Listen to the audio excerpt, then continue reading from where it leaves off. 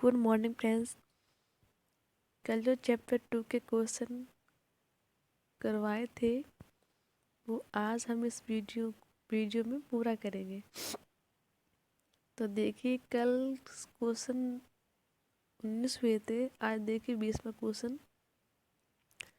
Cap cell का बीजांड है। पहला देखो एनाट्रोपस, दूसरा एम्फीट्रोपस, तीसरा ऑर्थोट्रोपस, चौथा है उपयुक्त में कोई नहीं। तो इसमें बी आंसर सही होगा एम्फीट्रोपस। 21वां देखिए निषेचन हेतु जल किसमें आवश्यक नहीं है। पहला दिया गया है आवृत्ति बीजी, दूसरा दिया गया है टेरिटोफाइटा, तीसरा दिया गया है ब्रायोफाइटा, चौथा दिया गया इनमें से कोई नहीं। तो इसमें आंसर सही होगा पहला आवृत्ति बीजी। 22वां देखिए आवृत्ति बीजी का मादा युग्मोद्भिद होता है। तो 4 ऑप्शन दिए गए हैं। पहला देखिए भ्रूणपोष, दूसरा भ्रूणकोष, तीसरा बीजांड, चौथा है इनमें से कोई नहीं। तो उसमें देखिए बी आंसर सही है भ्रूणकोष। 23वां देखिए एक प्रारूपिक परागकोश भित्ति में होता है। पहला दिया गया है एक्सोथीसियम व एंडोथीसियम, दूसरा दिया गया है एंडोथीसियम व टेपिटम, तीसरा दिया गया है एक्सोथीसियम व टेपिटम, चौथा दिया गया है एक्सोथीसियम एंडोथीसियम व टेपिटम। तो उसमें लास्ट सही होगा एक्सोथीसियम एंडोथीसियम व टेपिटम। चौथा देखिए दिया गया है टेपिटम होती है। पहले परागकोश भित्ति, दूसरा अंडाशय भित्ति, तीसरा नर युग्मकोद्भिद, चौथा देखो मादा युग्मोद्भिद। तो उसमें पहला आंसर सही होगा परागकोश भित्ति। 25वां देखिए परागकण निष्कासित होते हैं। पहला देखिए एक कोश का अवस्था में, दूसरा देखिए 2-3 कोश का अवस्था में, तीसरा है 3 कोश की अवस्था में, चौथा है 4 कोश की अवस्था में। तो देखिए बी आंसर सही होगा 2-3 कोश की अवस्था में। 26वां देखिए भ्रूणकोष होता है मादा युग्मोद्भिद में, दूसरा देखो गुरु बीजाणुधानी, तीसरा दिया गया इसमें मादा युग्मक, चौथा दिया गया है गुरु बीजाणु। तो इसमें पहला सही होगा मादा युग्मोद्भिद। 27वां देखो दिया गया है निषेचन के समय द्विबीजपत्री पौधों का प्रारूपिक भ्रूणकोष होता है। तो पहला दिया गया है 8 कोष की, दूसरा दिया गया है 7 कोष की, तीसरा दिया गया है 6 कोष की, चौथा दिया गया है 5 कोष की। तो इसमें आंसर सही होगा बी 7 कोष की। 28वां दिया गया है पराग नलिका अपने दोनों नर युग्मकों को मुक्त करती है। पहला इसमें दिया गया है देखो अंड में, दूसरा दिया गया है केंद्रीय कोशिका में, तीसरा दिया गया है स्वस्थ सहायक कोशिका में, चौथा दिया है अवभ्रष्ट होती सहायक कोशिका में। तो उसमें देखो लास्ट आंसर सही है अपभ्रष्ट होती सहायक कोशिका में। 29वां देखिए 29वां दिया गया है नाभिका निभाग तथा बीजाणु द्वारा के एक ही अनुदैर्ध्य अक्ष पर स्थित होने की स्थिति में बीजांड कहलाता है। पहला देखो दिया गया है एनाट्रोपस, दूसरा एम्फीट्रोपस, तीसरा दिया गया है कैम्पाइलोट्रोपस, चौथा दिया गया है आर्थ्रोट्रोपस। तो इसमें आंसर सही होगा लास्ट आर्थ्रोट्रोपस। 30वां देखिए एक उल्टा बीजांड जिसका बीजांड द्वार नाभिक के समीप तथा बीजांड की ओर हो कहलाता है। तो उसमें देखो पहला दिया गया है हेमिटोपस, दूसरा आर्थ्रोपस, तीसरा दिया गया है एनाट्रोपस, चौथा दिया गया है कैम्पेलोट्रोपस, तो उसमें तीसरा सही होगा एनाट्रोपस। 31वां दिया गया इसमें, आवर्तबीजी पादपों में त्रिसंयोजन दर्शाने के लिए आवश्यक है। पहला दिया गया देखो ब्रूड, दूसरा दिया गया ब्रूड पोष, तीसरा देखो निलंबक, चौथा देखो फलवृत्ति। फलवृत्ति, तो उसमें दूसरा ऑप्शन सही होगा ब्रूड पोष।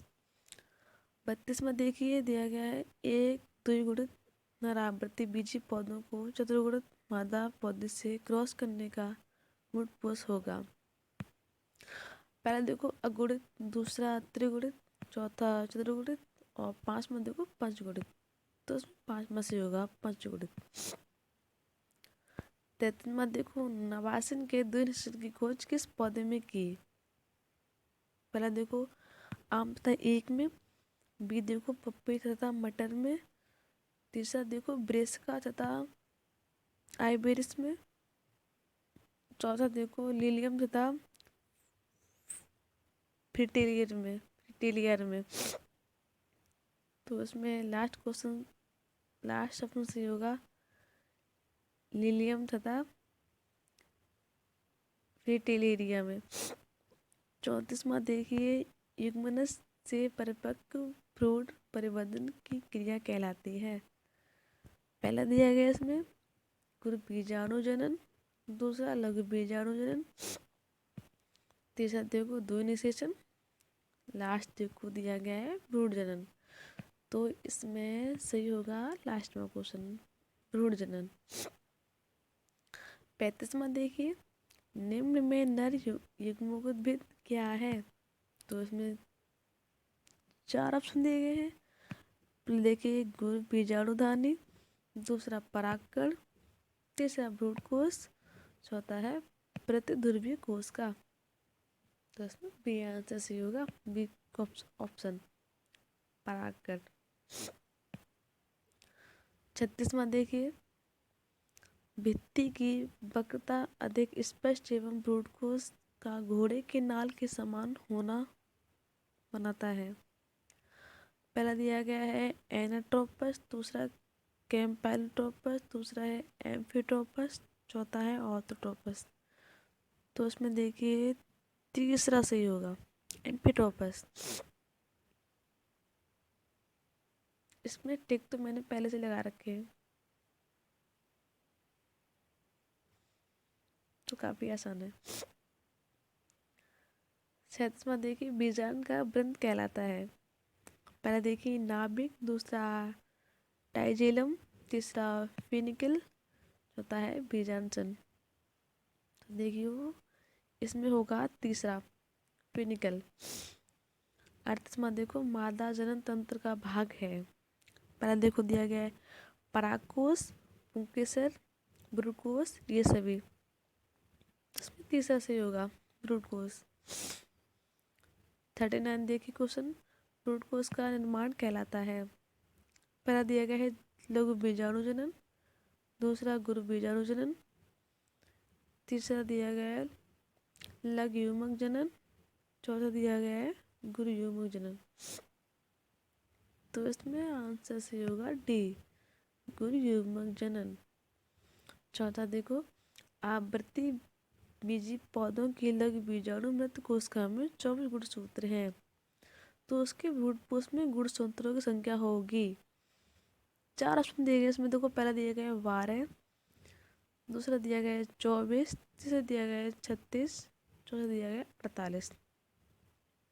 तो इसमें आंसर सही होगा आपका 36। अब आइए 41 क्वेश्चन। 41वां क्वेश्चन देखिए, इसमें दिया गया है एक बीजपत्री पादपों में नर युग्मोद्भिद होता है। तो पहला देखो, पहला दिया गया इसमें लघु बीजाणु, दूसरा दिया गया गुरु बीजाणु, तीसरा दिया गया है चतुस्क, चौथा दिया गया बीजांडकाय। तो देखो इसमें पहला सही होगा लघु बीजाणु। 42 क्वेश्चन देखिए, एक बीजांड में अर्धसूत्री विभाजन होता है। पहला दिया गया है बीजांडकाय में, दूसरा दिया गया है गुरु बीजाणु में, तीसरा दिया गया है गुरु बीजाणु मृत कोशिका में, चौथा दिया गया है आर्किस्पोरियम में। इसमें तीसरा सही होगा गुरु बीजाणु मात्र कोशिका में। 43वां देखिए, भ्रूण कोश के निर्माण के दौरान सक्रिय गुरु बीजाणु में होते हैं। 4 ऑप्शन दिए गए हैं। पहला दिया गया है इसमें 2 समसूत्री विभाजन, दूसरा दिया गया है 2 अर्धसूत्री विभाजन, तीसरा दिया गया है 3 अर्धसूत्री विभाजन, चौथा दिया गया है 3 समसूत्री विभाजन। तो इसमें आंसर से होगा आपका डी, 3 समसूत्री विभाजन। ये देखो 44 क्वेश्चन यानी 44 लास्ट क्वेश्चन। प्रथम कोशिका में होती हैं जो उपस्थित होते हैं।